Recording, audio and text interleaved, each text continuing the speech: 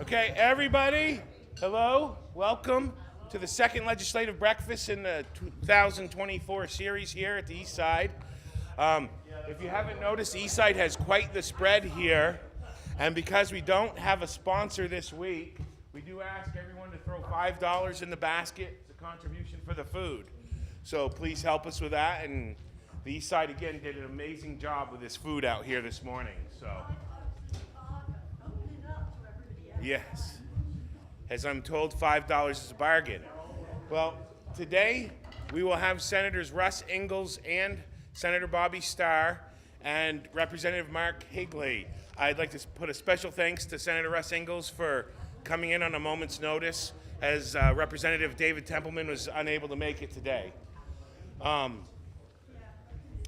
Special thanks to the members of the media and NEK-TV for broadcasting it. It will be live on YouTube and Facebook also, should anyone want to see it. And again, for letting me watch it, so I realized I use the word a lot when I speak, and I'll try not to do that this time.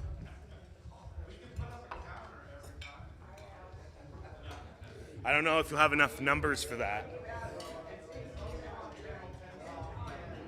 Channel 10, Channel 1078 on the TV finagled device that we all use. Okay? So we will begin, and as we always begin, we go by seniority. So Senator Bobby Starr, he's been in since 1975, in the Senate since 2005. He covers the Orleans district, which is Jay, Westfield, Montgomery, Lowell, Troy, Newport, Coventry, Irisburg, Albany, Craftsbury, Greensboro, Glover, Barton, Brownington, Charleston, Westmore, Sutton, Burke, and Newark. So, thank you again, and Senator Starr, thank you.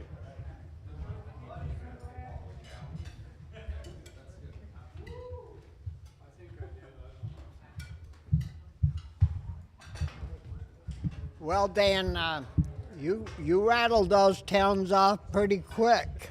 Yeah. And anyways, for such a snowy, wintry morning, which is always good to have in the winter, it's a pleasure to be here with you folks.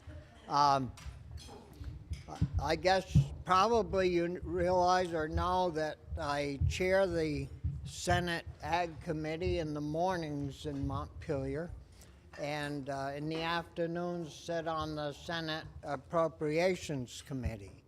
And there usually is not a whole lot of dull time down there, serving on two committees, and both of them being pretty important to our district as well as to the people of the state of Vermont. In Ag, we've been working on the Right to Farm bill, which is a 20-odd-year-old bill that needs to be updated, because people keep moving closer to the farms because there's getting to be fewer farms, and they're having trouble. Farmers have trouble, not all the time, but occasionally, they spread that stuff that smells like Vermont does in the summer. And, and the tractors are bigger and the equipment is bigger, so they have issues.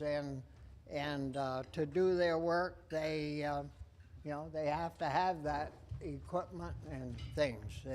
Right to repair law is an issue that we've been working on in there.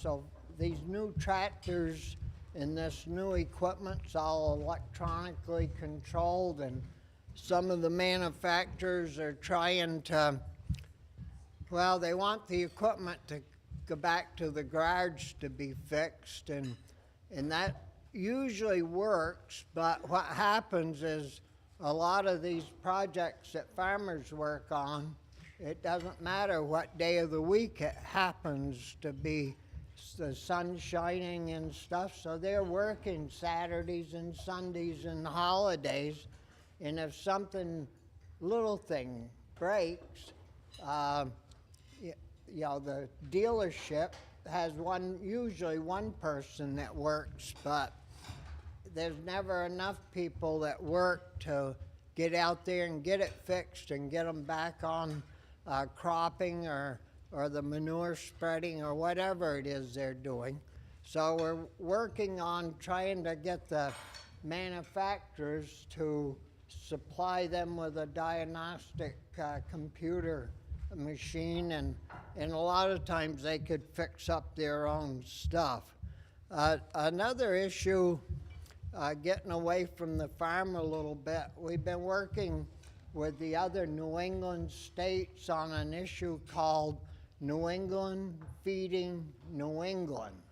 And as we saw the shortages during the pandemic and couldn't get stuff,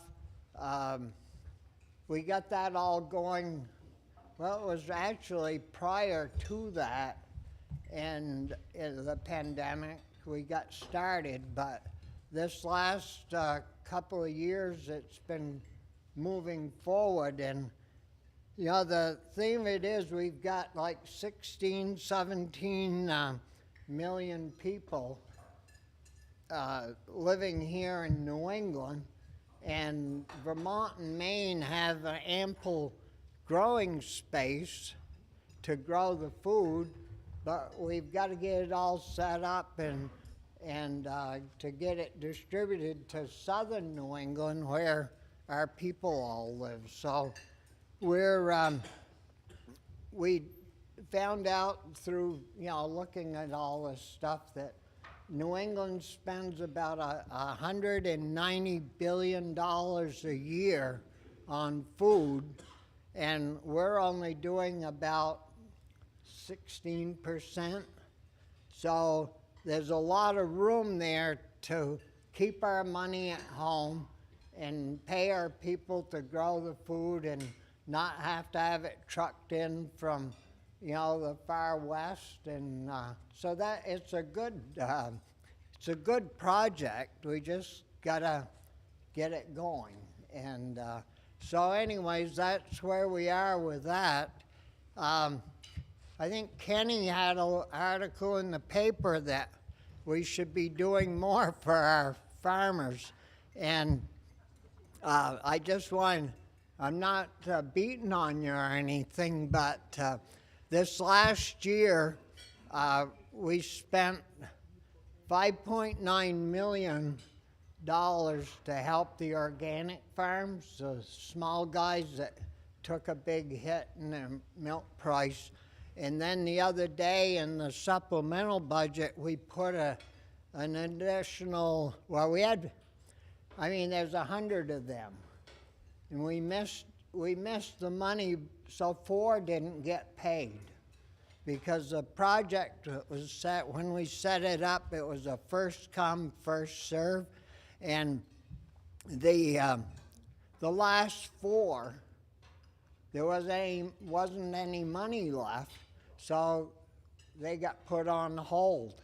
Well, the other day when we did the supplemental budget, we put the extra 140 or 50,000 in to pay those last 4. So we did that to help them.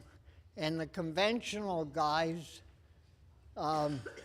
they got about 27 million through the Dairy Margin Protection Program. So, they got a pretty good shot in the arm as well. So, we have to divide the money up so it's fair to everybody.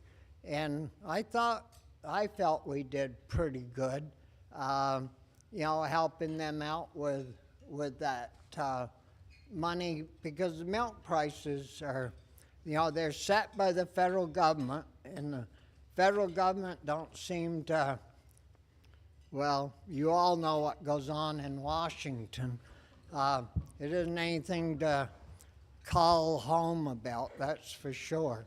But the feds, there's lobbyists down there that make more than one of them makes more than all of us combined.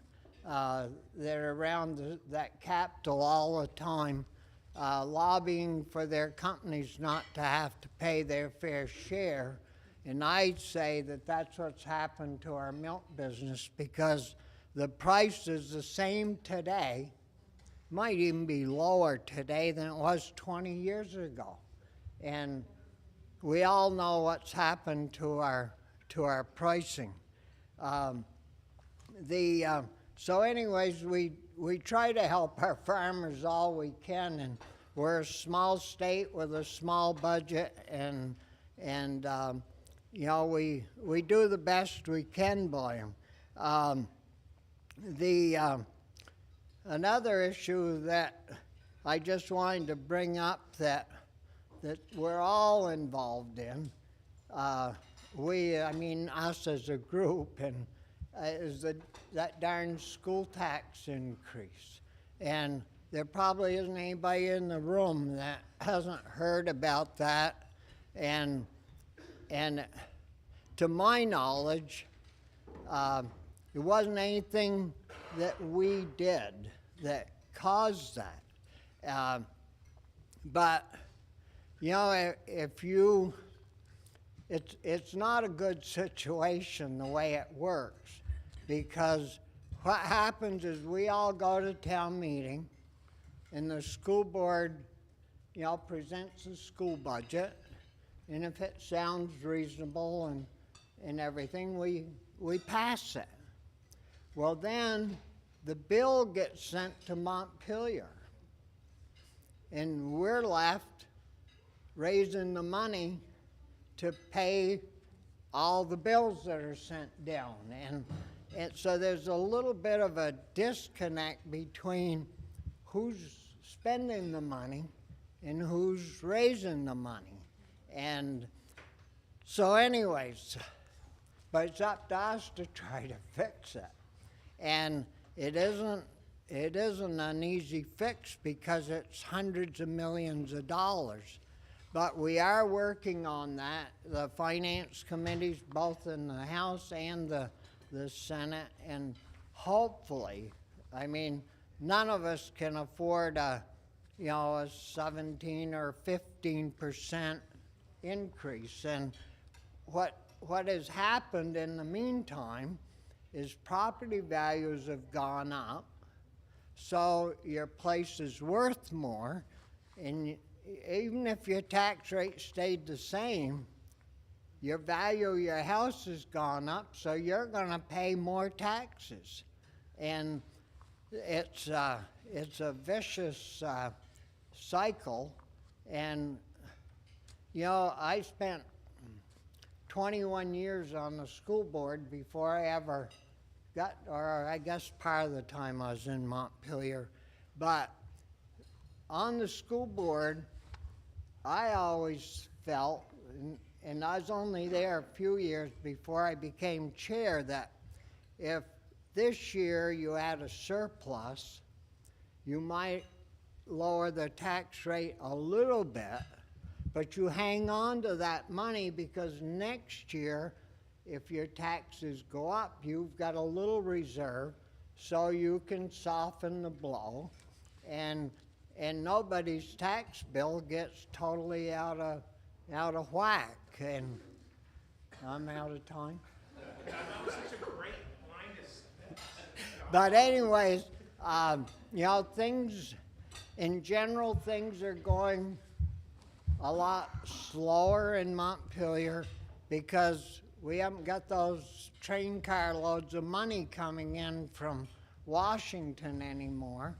And you know, the budget's going to be tighter, and we've got to think a lot more about spending money. And I think we've got a pretty good crew that watches the money pretty well from up here, and hopefully it won't get totally out of hand. Well, thank you, Dan. Thank you. Next up, we will have Senator Russ Ingalls. and he's been a member since 2019. He serves on the Senate Committee on Institutions and the Senate Committee on Transportation. He's the chair of the Senate Committee on Institutions. So, thank you, Russ.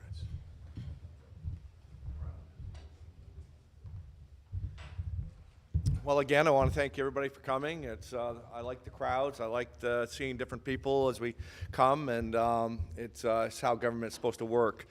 I wasn't going to speak today, but somebody couldn't make it, so I'm going to kind of keep mine brief and maybe give more time to the two fellows that we're planning to present. We are out of money in Montpelier after spending $10 billion of federal money. The reality is struck. Even on good times, before that money was there, it was hard to balance the budget of where it is. This 20% increase is got a lot of people worried about it. I think that before it's all said and done, you can only spend with what you have. I think we'll find a solution, as Senator Starr had said, and we'll get there. And he's absolutely positively right. The legislature doesn't create that rise in cost, but we are stuck with trying to figure out how we're going to do it. And I think for a reasonableness amongst our communities, we should just look back at our school budgets and say that there's no big secret pie hidden in the closet where you can carve out more pieces. It's school budgets raised between 3% and 5%. And when you go back and look at your budgets, I think that's kind of where you got to get to. I know there's a lot of positions that were one-time monies that were filled, but that one-time money's gone, and we're going to have to try to figure out how to button things up. I am very, very concerned about affordability in the state of Vermont. I tend to be a one-trick pony, I feel, at times when I start to think about rural Vermonters. We are very rural up here, but it's not just in this area. Every county has a rural population. I truly believe 75% of Vermonters are paycheck to paycheck, whether they want to believe it or not. And I think about a lot of things, but I think about the folks that built Vermont, the people that worked in the 40s and the 50s and the 60s and the 70s and the 80s. And they were told by the federal government, don't worry, just go to work. We have Social Security for you, and we have Medicaid and Medicare for you, and don't worry about it. You're going to be all set. Well, these folks get up in the morning now, and they get out, and they go sit in their recliner, and they turn the TV on, and at 10 o'clock at night, they go back to bed because they were living on $1,550 a month, two of them, and hopefully one of them doesn't die, so that gets cut in half. And anything that we do down in Montpelier that raises any taxes affects them the most. And I just wonder, you know, how their glory years are going. How are they doing? How are they doing in life? You know, what makes them happy? It certainly isn't creating more tax burden on them when they're already struggling. So it's a huge concern. Everybody deserves to get up in the morning and have optimism about how their day is going to be and not really have to worry much about how they're going to make it through the week, the month, the year, and be able to live their lives. That group that I've mentioned are a proud bunch. They're not much into asking for money.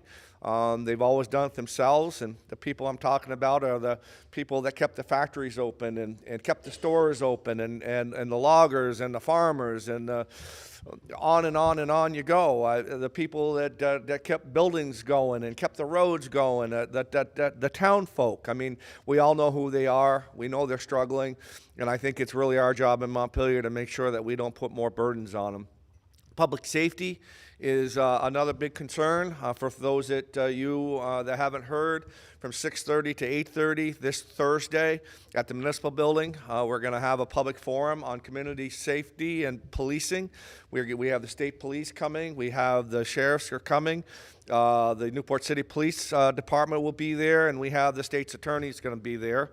And we're going to let them speak about the troubles that they're having and facing and the threats to our community, what they can do about it, what they can't do about it. But a lot of it's going to be back on the public as far as public awareness and public participation.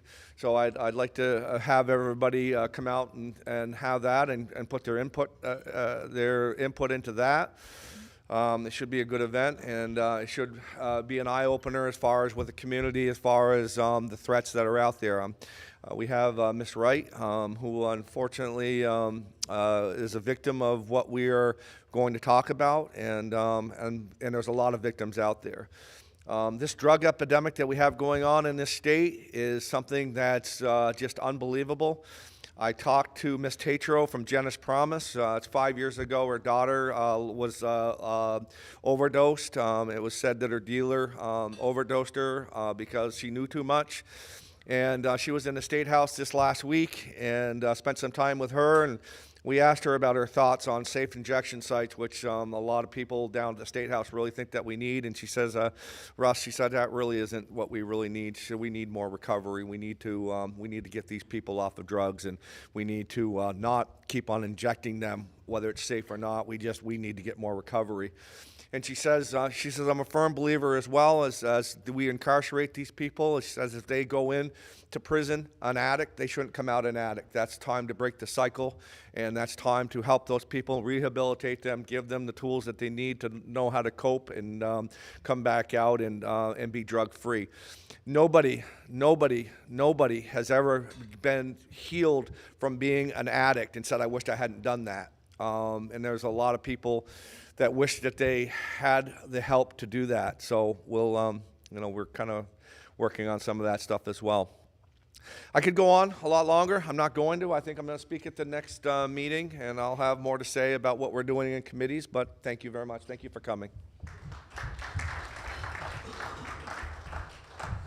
Thank you, Senator Ingalls.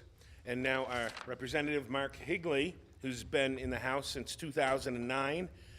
He represents Orleans Lamoille District, which is Jay, Westfield, Lowell, Eden, Newport, Coventry, and Irisburg.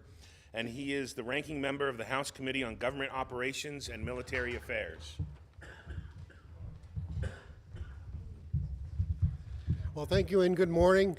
Glad to see a number of folks here. It's pretty cold. Sounds like tonight's going to be the coldest night of the season coming up. I grabbed my book with all kinds of notes, and wouldn't you know, I didn't grab the book with the notes that I wanted. So if I mess up on some statistics or figures or whatever, you'll have to excuse me. But first, I guess I'd just like to say that I agree with Senator Starr and Senator Ingalls. To me, and it seems like my constituents, affordability is the number one issue that's coming down the pike. I can't tell you the number of folks who've talked about the property tax increases as much as 20% maybe now, $243 million over last year's overall budgets in the education realm. And it's a real concern for me that especially people on fixed incomes and the price of properties as a lister. I've seen it. I've seen properties just up the road from me that we have in for maybe $175,000 going for $400,000. It's just crazy. But anyway, sitting on government operations and military affairs, I just want to go over a few things that we are considering. One of them is an abatement issue. You may remember Barry and Montpelier and other places had quite a bunch of destruction from the floods. We're looking at an abatement process where Board of Abatements can look at a series, let's say a whole section of a street gets flooded out for the same reason. It's the same event. So rather than take into each individual one, they can put them into a class and take them up as a class. They have to come out with the same results, and there's an opportunity for that individual within that street to back out of that class and take it on their own. But that's one thing that we're trying to do to help out these boards of abatement that are with busy. I think after the flood there was as many as 60 in Barry alone abatement requests. The other thing that on the House side, Ways and Means, I believe they're talking about an abatement funding process. Again, the state looking at helping out these cities and towns that are abating these properties.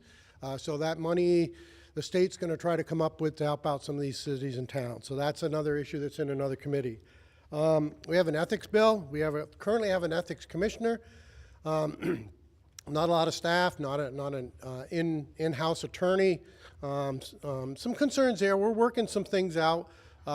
They want the municipalities to also follow along and answer to this ethics commissioner. So the executive branch, legislative branch, and municipalities, kind of a common theme. I'm working on that. I'm getting some headway. Some of the concerns that I had was in the bill, somebody who's running for office, like myself, that's self-employed. I would have had to have divulged the name of an individual that I was going to work for that had anything to do with the state or municipality. If I knew that, and I mean, basically all I could say is I didn't know that. And then the other concern that I had was anybody that I worked for that I received over $10,000, I would have to divulge their name. And again, I believe I've gotten that piece out of there for sure. Again, some of the folks that I work for in my area, if they knew that I had to divulge their name, they'd say, I'm sorry, Higley, you're not working for me. Again, some work there on that. Hopefully we can come up with some reasonable compromises. Cannabis bill, I think I mentioned that last time. They want to increase THC content. There's other issues as well. You may have heard of, I believe it's in Essex Junction or Essex. There's a small grower that has a real issue with the neighbors. He's complying with all guidelines around through the Cannabis Control Board. He used to grow hemp. He also has some ducks, but that's come to the forefront in our committee looking at what can we do, and it's a tough one because it falls under agriculture, believe it or not. And anyway, that's another interesting one. We have an animal welfare bill. It seems like every biennium we have an animal welfare bill. I personally think it's a little over the top. I mean, if it's a sense of standards, that's one thing, or if it's enforcement, that's another. We had Fish and Wildlife in. They're the ones now who mainly deal with enforcement. They're more than willing and have taken on kind of a lead role, but of course they need the money. Public safety, this is where this bill would put everything, a big agency in public safety. Public safety came in and said, you know, we can't do it. We're lacking people, you know, show me the money. Agriculture came in, talked about, they have a piece of it, of course, with the state vet and so on. And then the final thing on that was where they were looking for the money, some of the money for this was through a tax on feed dealers. And we heard from the feed dealers that said, you know, that's not where to reach us. So that's ongoing. I guess another couple of things that I am involved in. I'm also on LCAR, so you may remember that there was a number of hearings last fall on trapping and hunting of coyotes with hounds. We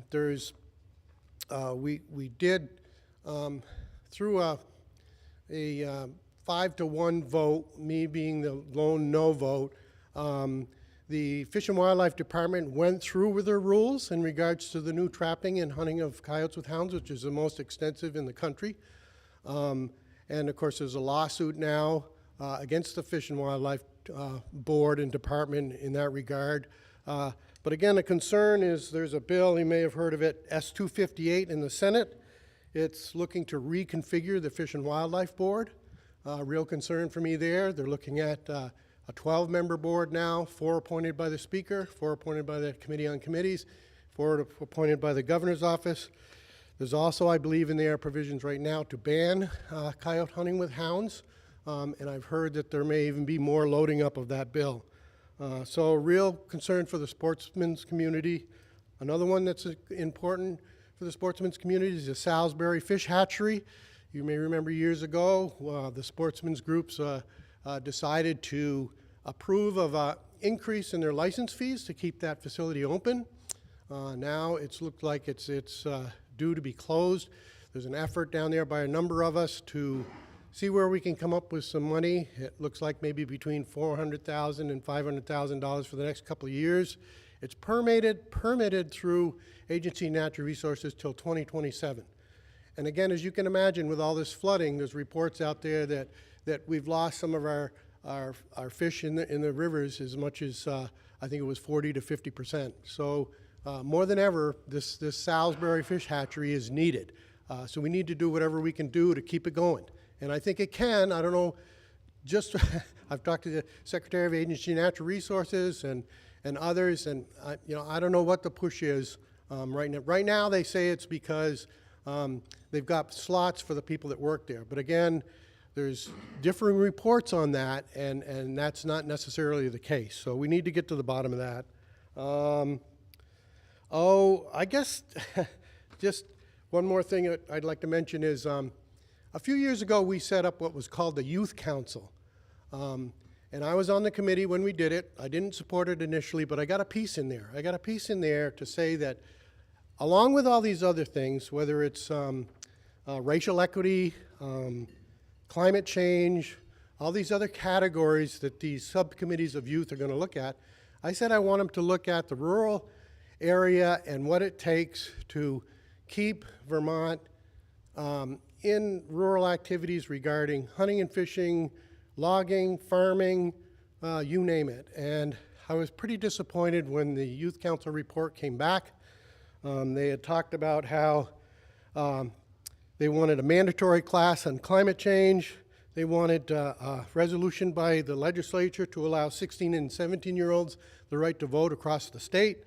They wanted speed limits on all roads reduced to help out with animals being hit by vehicles.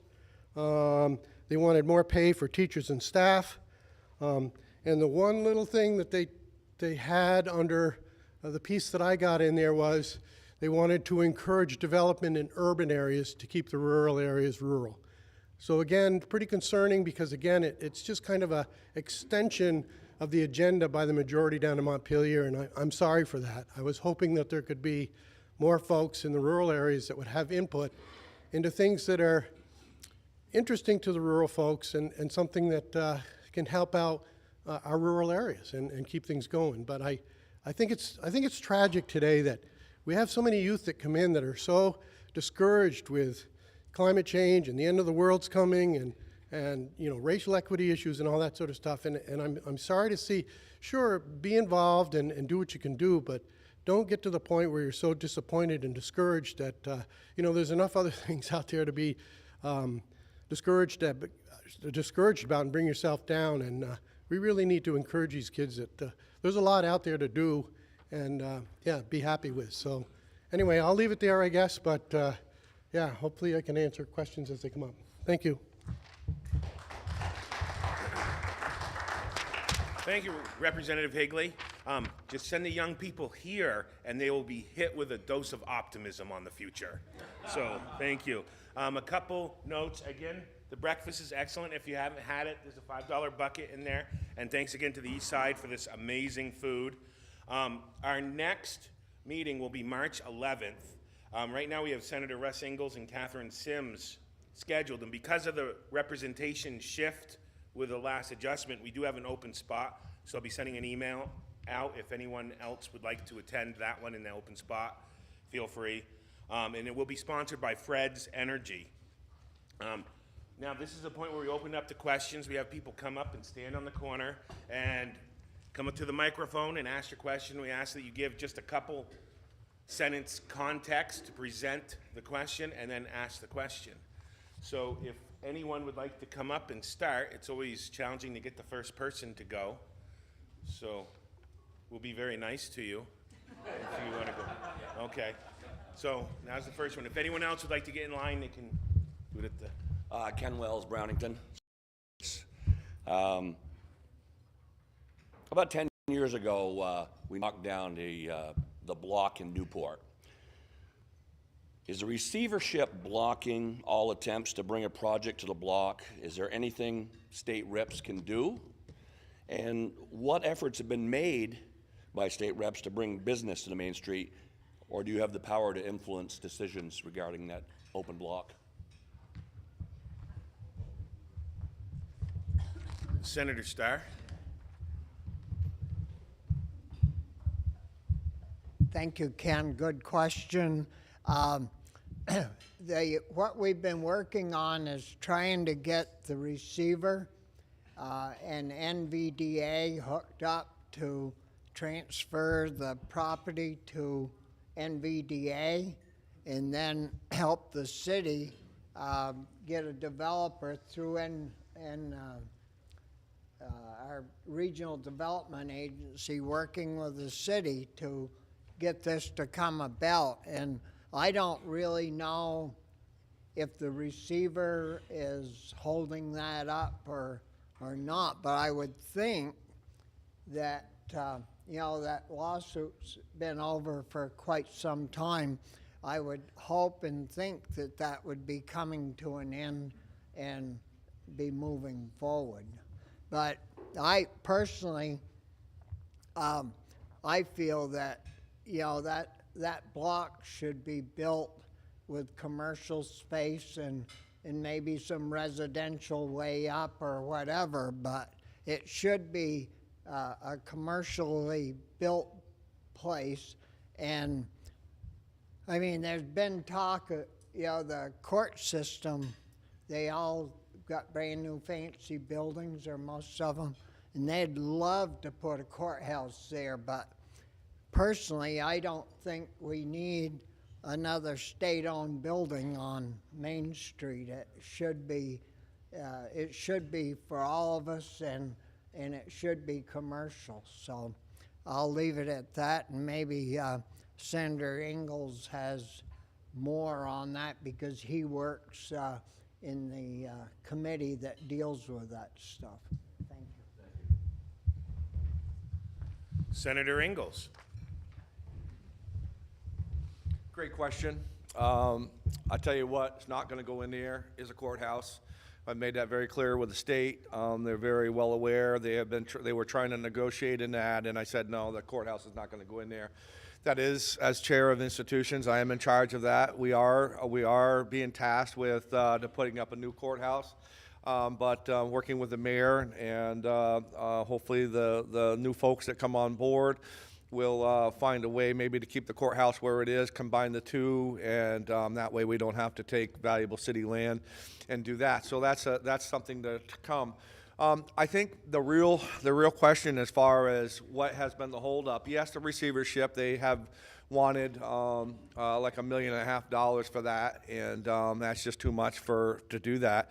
But I think, just being honest, it was politics from the past. I think the new mayor is going to breathe new life into that project, and I had discussions with Mayor Manette and the manager, Laura Dolgan, before.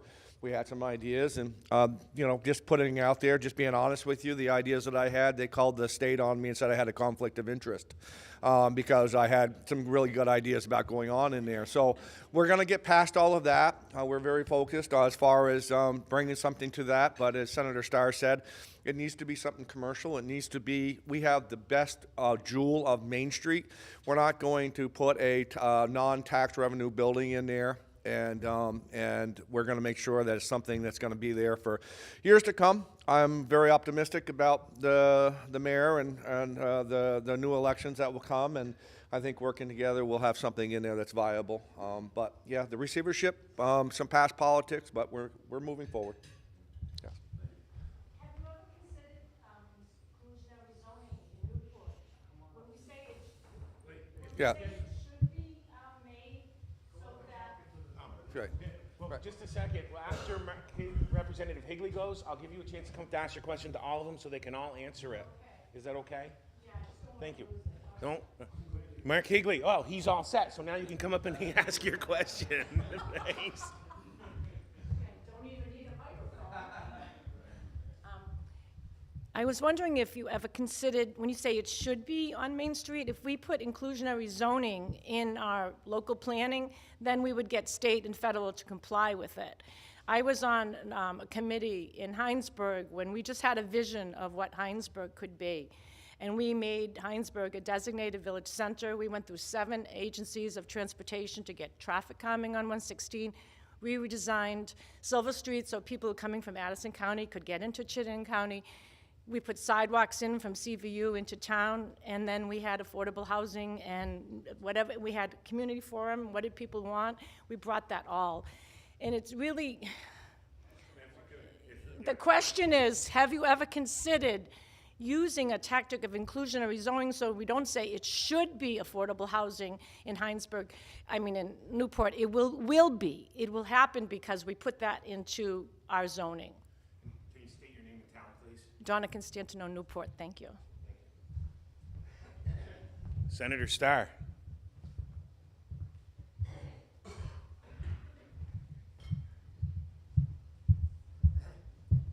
I would expect, and I don't know because I'm not a member of Newport City, I don't live there, but I would expect their zoning, that is commercial property. And I know that was the intention of way back when they tore the old block down, that it was be commercial and maybe with some spotty dwellings way up in the building. And I certainly don't know about Heinsberg. But I think that question should be asked to the city about the zoning, and maybe not one of us. Senator Ingalls. So I just tell you what my vision was, and I had a group of people who were very interested in that building. One of them was, so I just did a kind of an informal, I went around and I talked to some local developers and people who liked projects. And kind of what we thought about is, yeah, if they wanted a courthouse, we would build them a courthouse with a 99-year lease, and we'd put it on the back corner of it.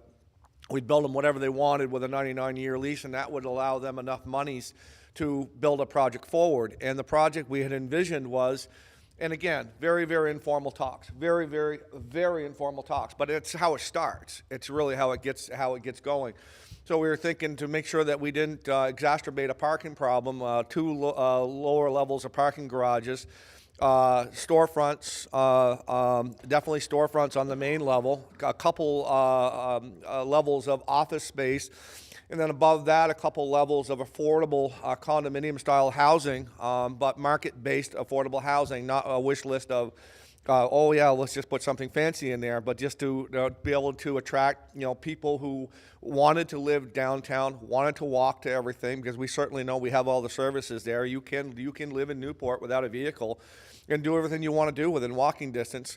And then on top of that, we were thinking about a restaurant, and then on the very top, high enough to where it would look down the lake, a green space up there for the people that were in the building in itself, especially the people that were in the condominium based, and possibly a restaurant up there to be a capture point.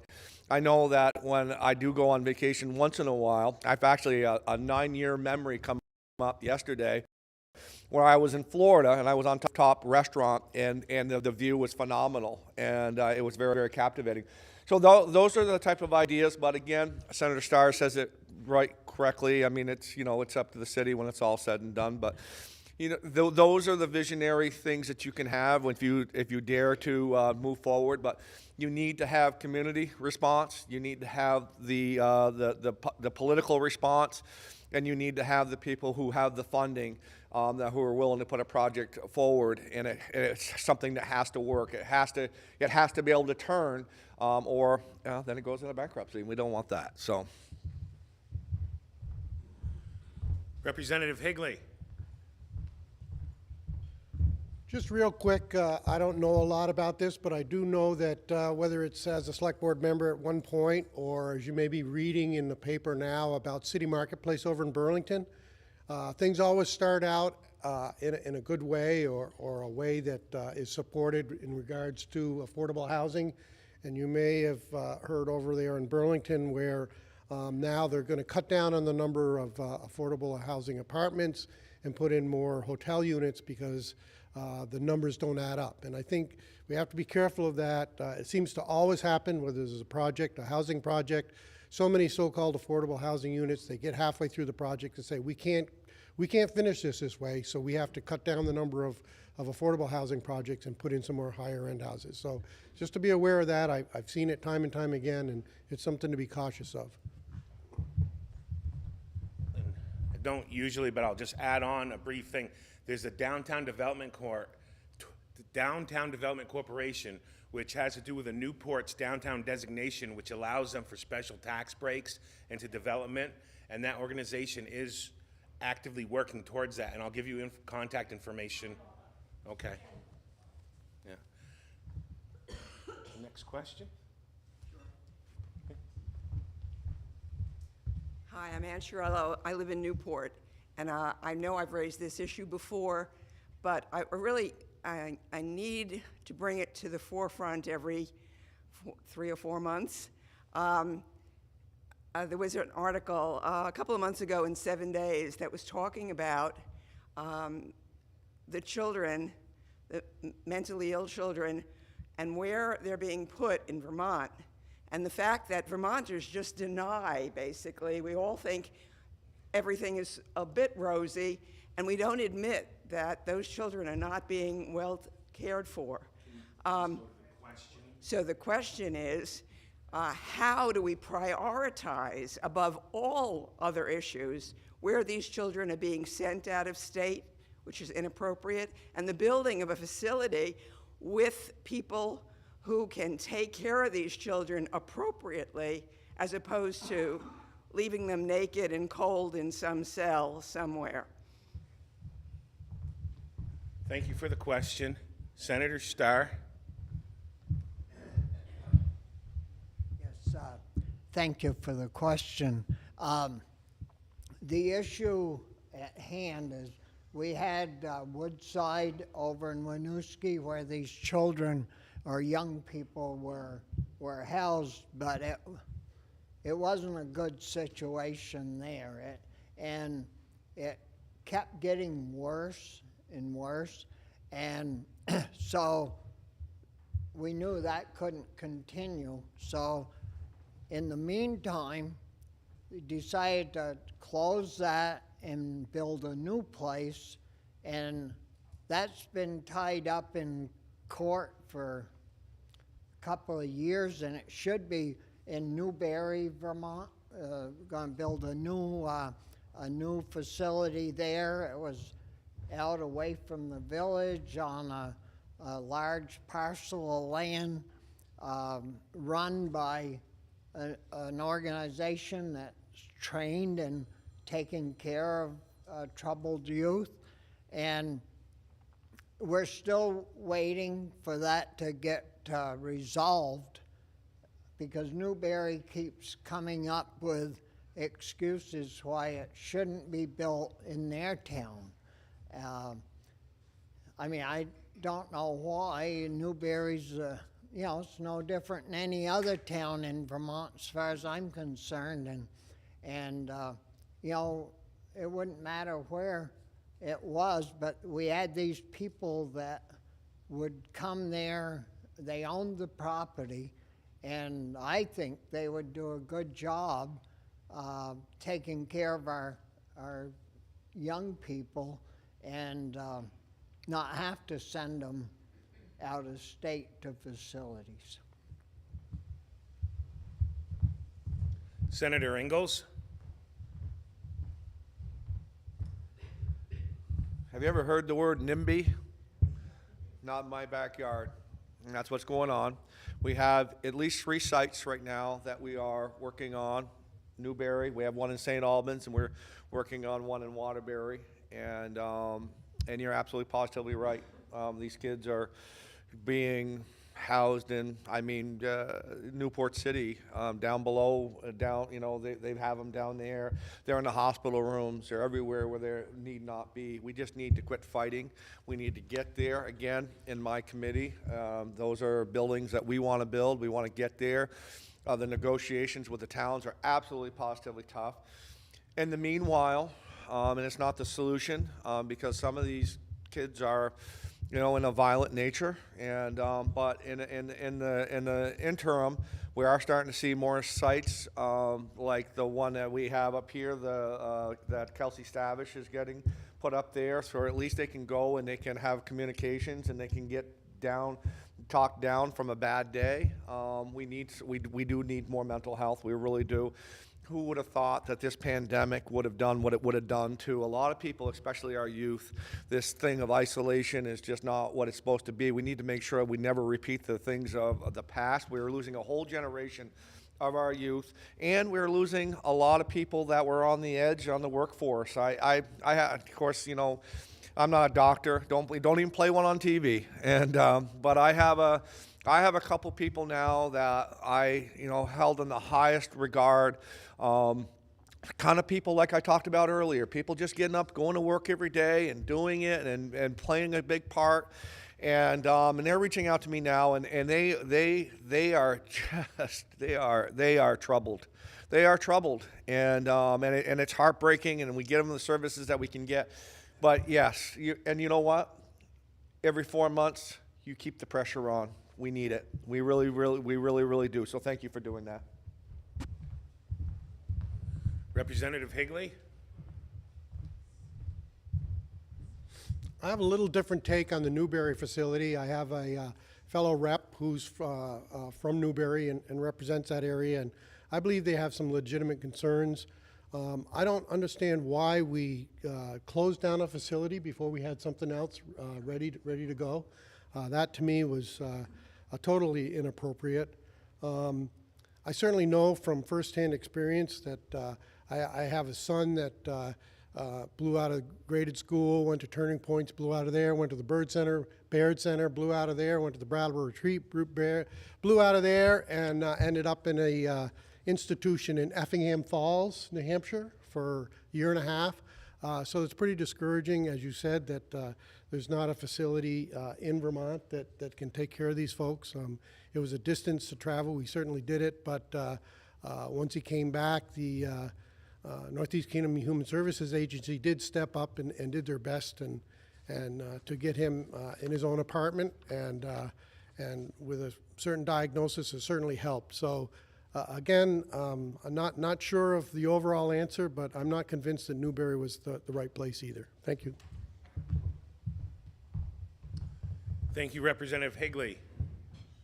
Any other questions? If we give everyone a chance to go through once, but if there's no other questions, we will allow people who have asked questions to do follow-up questions at this point.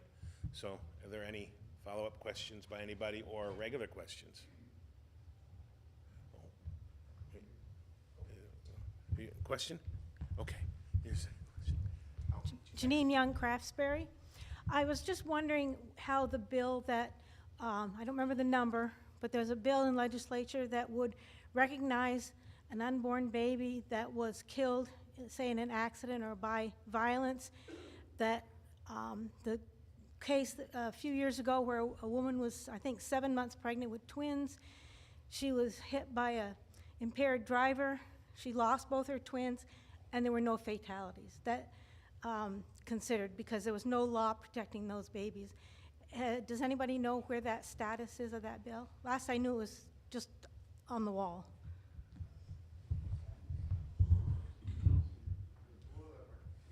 Representative Higley. So I believe it's a bill in the House, and I'm sure it's probably hanging on the wall. I haven't heard that there's been any discussion or opportunity to take that bill up, and there's certainly a number of bills like that that are out there that I wish would be. Thank you. So again, thank you for that question. Did you have?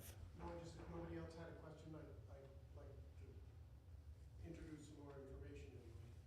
So we will allow Representative Higley a few moments, and if anyone does come up with a question during the time, just raise your hand, and we'll acknowledge you later.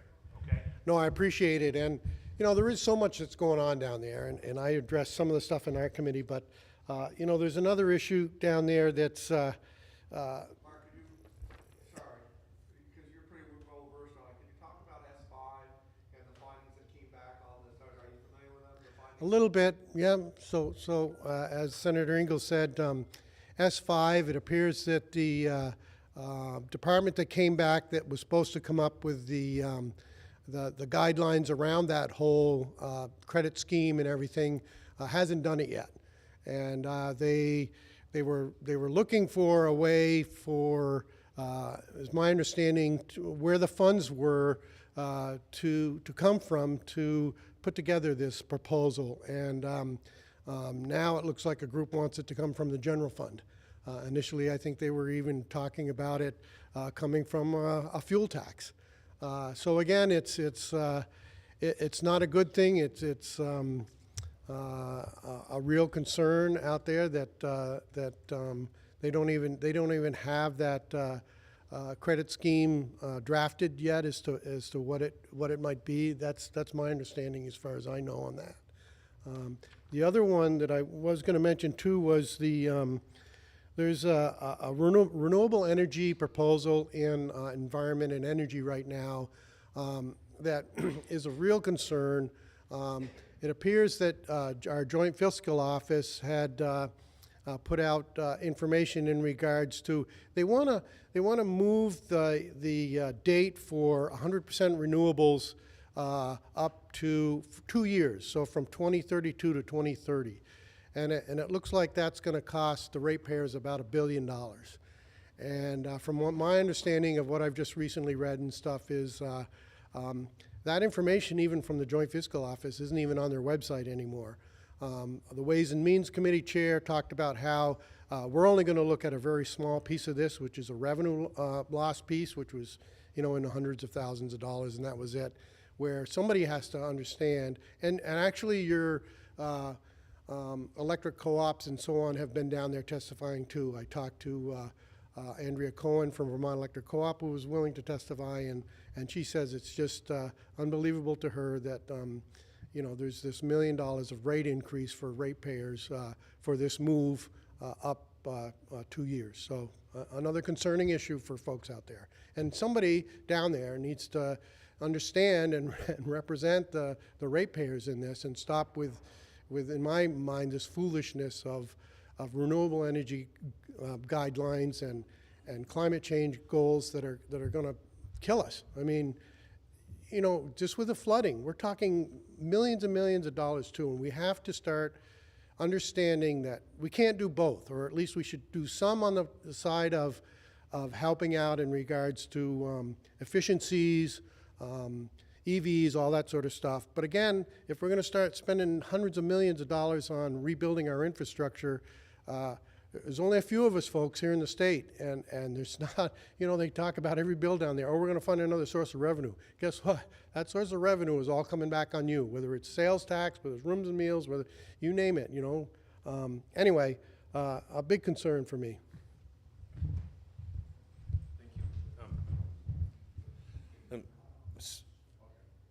Yeah, Senator Ingalls.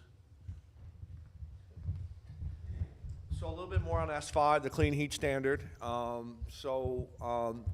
had happened is they had a check back situation where they knew they didn't have the votes to pass it the last session, so they put a check back in, and they were supposed to come up with some findings, and they're also supposed to set these programs up, and so in 2025 this bill would come back to the legislature. It would go all to the committees of jurisdiction.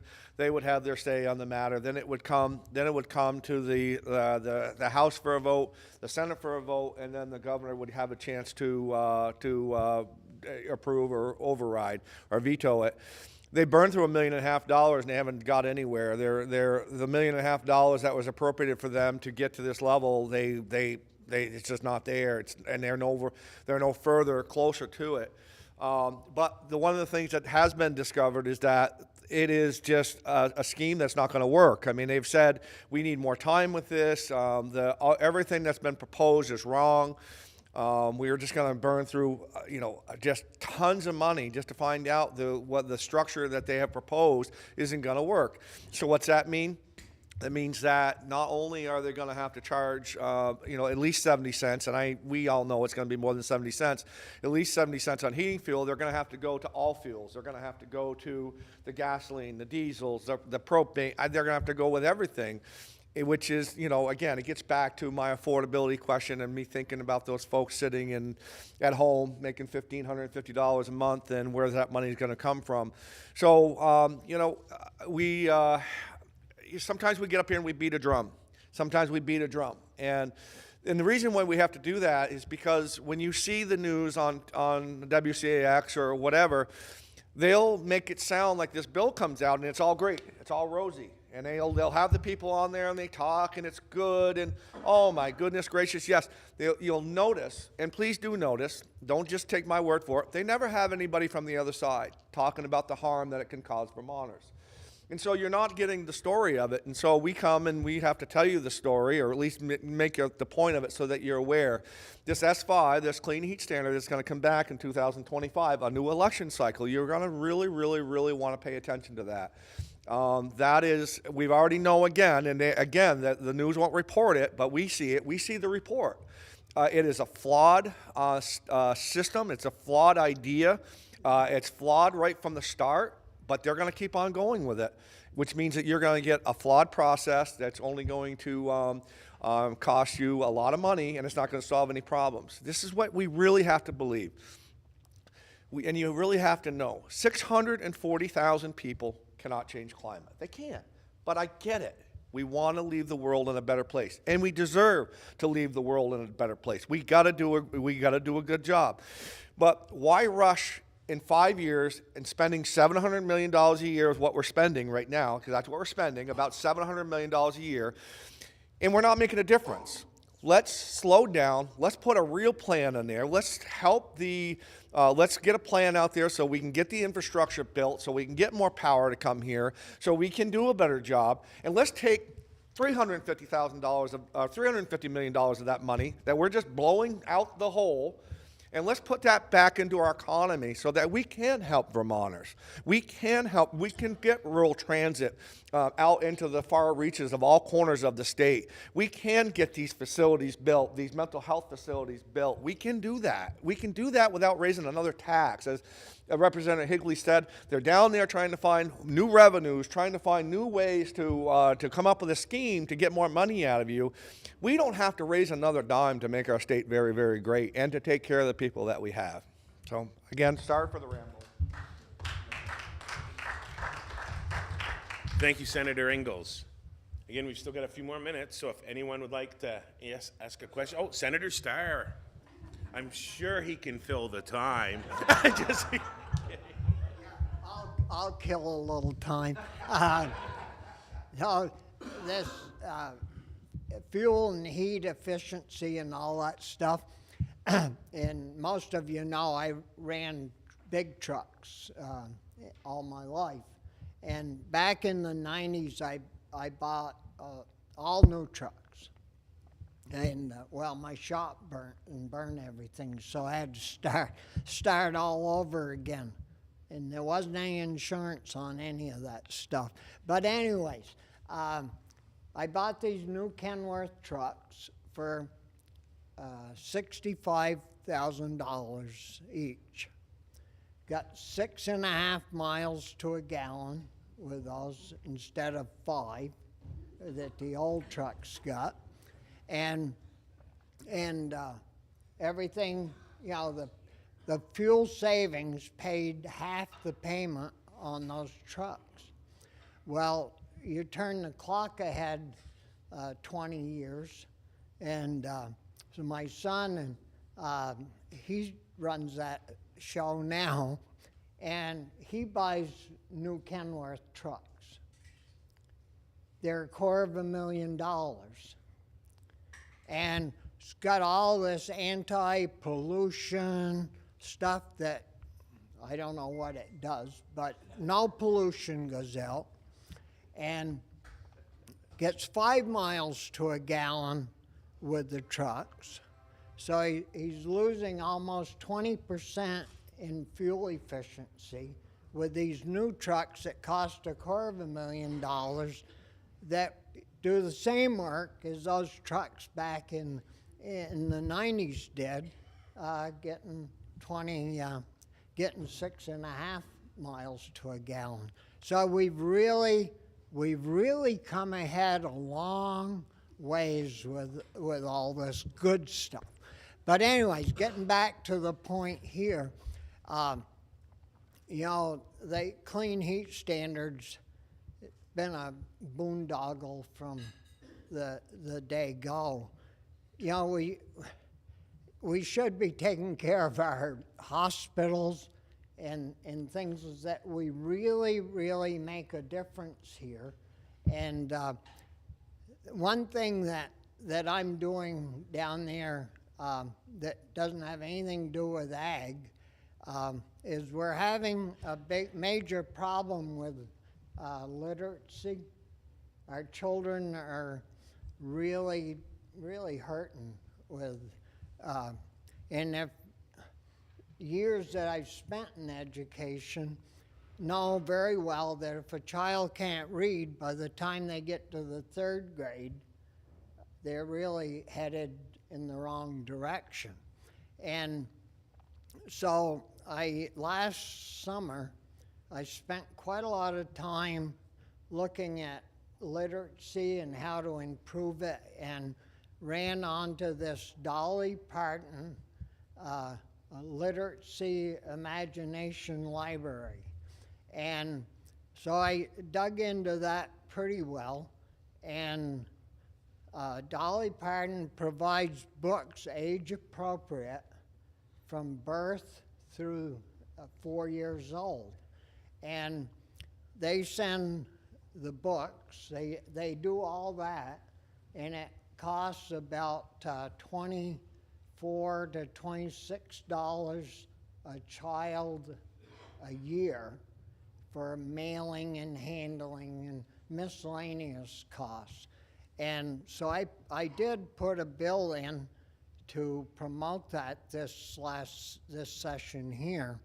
And we, the Education Committee, where that's going to be, where it is right now, had a public hearing this past week, and it went very well. I think that the bill will come out of there with a 5-0 vote, but it's a very small amount of money for quite a, I mean, the test scores that these children are improving, that if they go through this program with their books, you know, it's anywhere from 8 to 12% better than kids that don't have the books. And so I think, you know, that's a way to help our young people be able to learn and read and understand the English language as we move forward.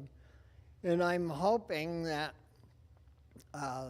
education will vote that bill out hopefully this week or next. It's a committee bill, as if you know what goes on down there in Montpelier, an individual bill, it goes okay, but if you can get it to be a committee bill, it goes much better. And so the chair of education laid it into a committee bill, so it's part of a overall literacy bill, and hopefully we'll get that over to the House before town meeting so they can look at it and get it through this session. So, thank you, Jim. Thank you, Senator Starr. Last call for a quick question.